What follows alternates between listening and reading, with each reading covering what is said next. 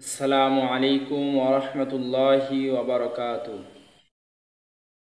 প্রিয় দর্শক, তাফসিরে ইবনে কাসিরের মধ্যে একটি বর্ণনা এসেছে।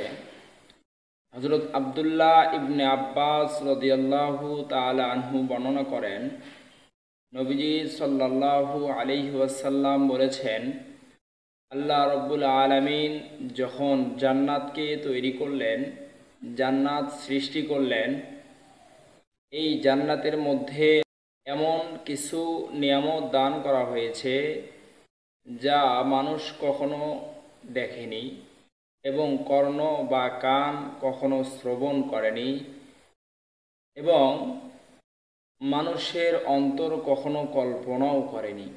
সুবহানাল্লাহ। এত এত নিয়ামত আল্লাহ তাআলা দিয়েছেন।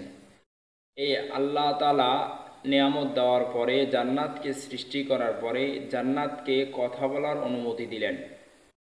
জান্নাত কথা বললেন কদ আফলাহাল মুমিনুন, মুমিনগণ সফলকাম।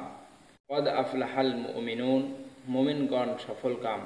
আবার বললেন কদ আফলাহাল মুমিনুন, মুমিনগণ সফলকাম। এইভাবে তিনবার বললেন। বলার পরে বললেন যে আমি কৃপণ, মুনাফিক এবং রিয়াকারীর জন্য হারাম। নাউজুবিল্লাহ। কৃপণ, মুনাফিক এবং রিয়াকারীর জন্য আমি হারাম। তাহলে ওইদিকে প্রথমে বললেন কদ আফলাহাল মুমিনুন, মুমিনগণ সফলকাম। এইভাবে তিনবার বললেন।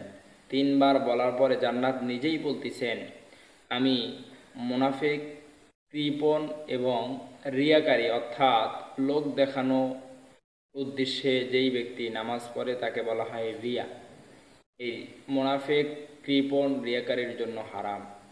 তাহলে তিন শ্রেণী ব্যক্তির জন্য জান্নাত হারাম। আল্লাহ রব্বুল আলামিন আমাদের সকলকেই এই তিন শ্রেণীর ব্যক্তি থেকে দূরে থাকার তৌফিক দান করেন। আমিন।